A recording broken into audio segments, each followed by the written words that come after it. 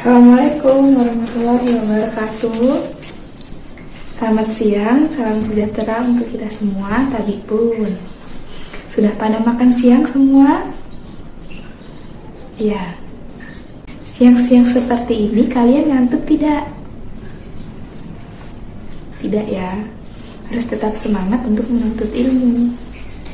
Baiklah, sebelum kita mulai belajar, mari kita berdoa terlebih dahulu. Nah, ketua kelas silakan untuk memimpin berdoa terlebih dahulu.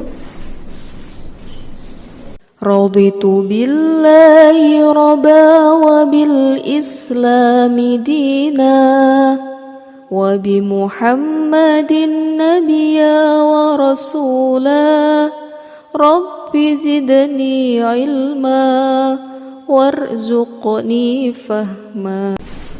Amin. Semoga kita dapat menuntut ilmu dengan mudah dan mendapatkan ridho dari Allah Subhanahu wa Ta'ala. Selanjutnya, Ibu akan mengabsen kalian terlebih dahulu ya. Intan Permata, Putra Berlian, Haikal Agung, Jeno Hermawan, Jenny Ayu, Cantika Putri, Nanang Komariatun, Muhammad Abdullah.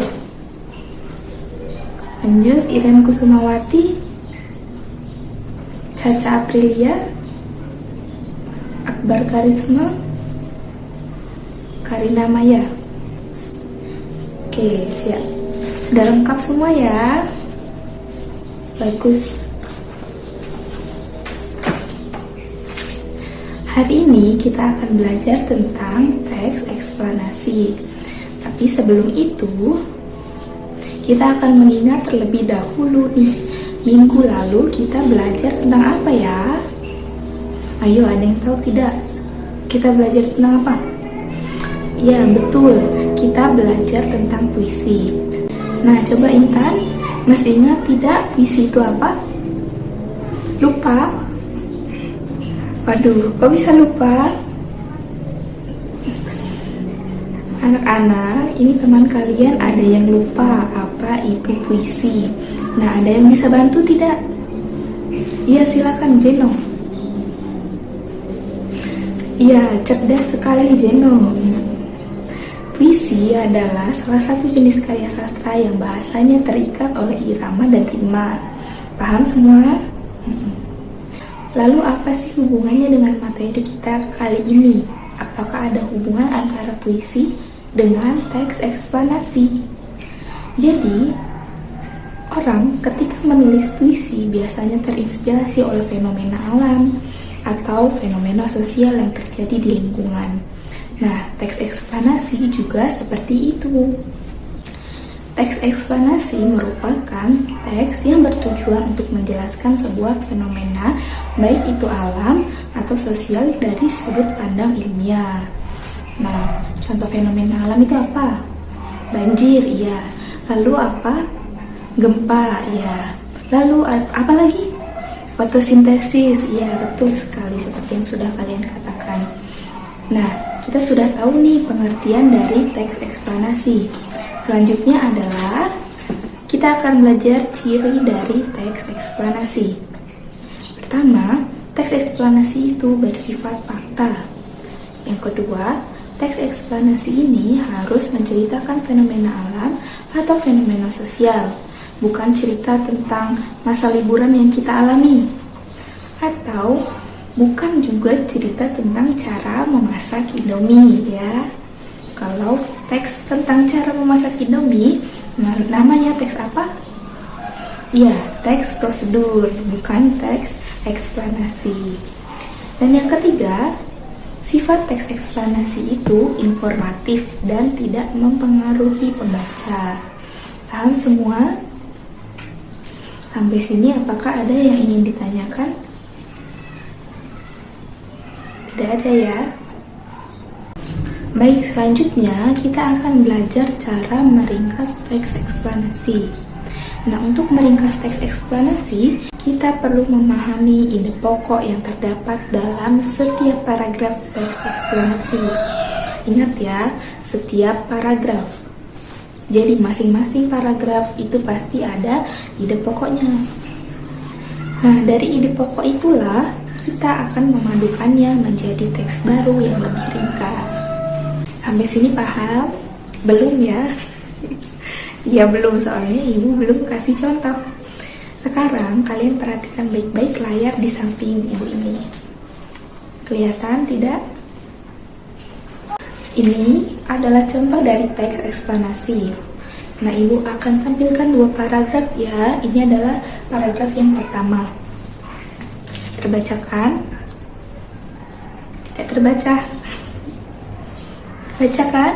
Nah, tolong silakan Iren baca teks ini dengan lantang.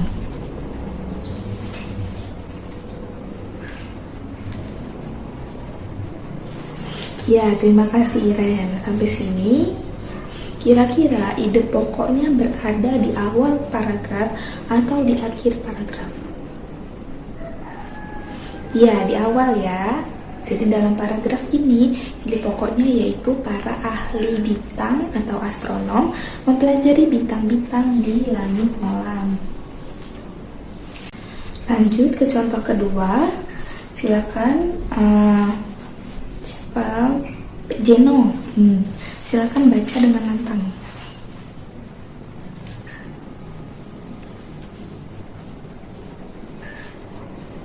Ya, terima kasih Jeno. Nah, sampai sini kira-kira ide pokoknya terdapat di awal atau di akhir paragraf? Iya, betul sekali, ada di awal ya. Yang berbunyi, beberapa roket ruang angkasa menggunakan bahan padat untuk mendorong dan menekannya ke depan.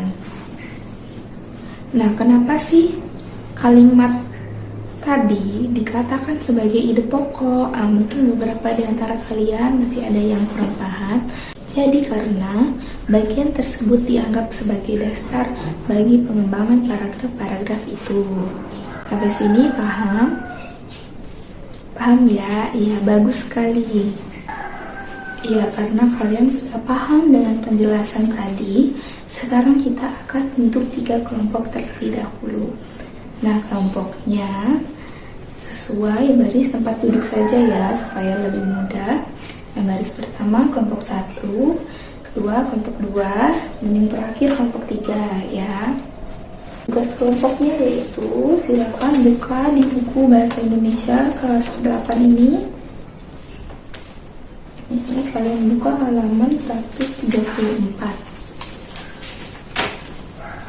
Sudah dibuka semua? Kalian lihat itu ada kegiatan 5.3. Sudah? Nah, tugas kalian adalah kalian secara berkelompok nih berdiskusi dan menentukan gagasan pokok pada teks yang terdapat di buku ini. Ya, itu kan ada teks eksplanasi tentang puncak arus balik. Nah, ada 2 paragraf di sini.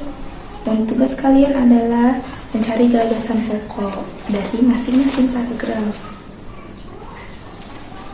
Setelah semuanya selesai, nanti perwakilan kelompok akan maju dan menyampaikan hasil diskusi dari masing-masing kelompok.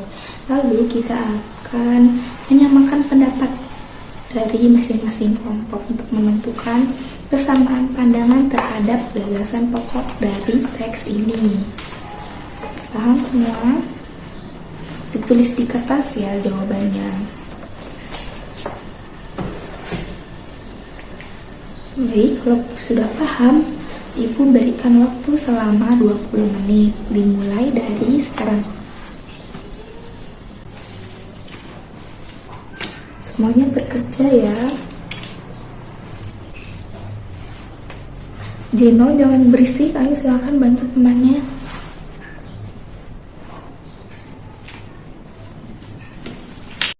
menit kemudian. Gimana? Sudah selesai semua? Ini sudah 20 menit waktu berlalu, berarti sudah semua ya. Iya. selanjutnya sekarang kita akan memaparkan hasil diskusi dari masing-masing kelompok. Kita akan mulai dari kelompok 1 dulu ya. Silakan kelompok 1, siapa perwakilannya? Haikal.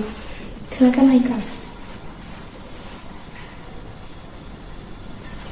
Ya, terima kasih Haikal. Silakan kembali ke tempat duduk. Selanjutnya kelompok 2, Cantika ya. Silakan Cantika.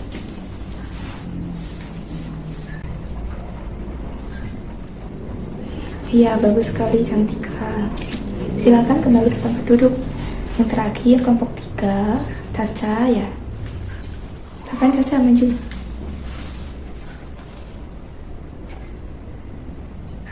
Iya, bagus sekali. Terima kasih Caca. Silakan kembali ke tempat duduknya. Sudah semua kan? Nah, dari 3 kelompok ada 1 kelompok yang jawabannya beda sendiri. Kelompok 2 ya.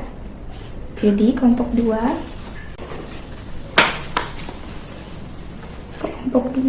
pada paragraf yang kedua menjawab bahwa ada 2 ide pokok dari paragraf tersebut ya.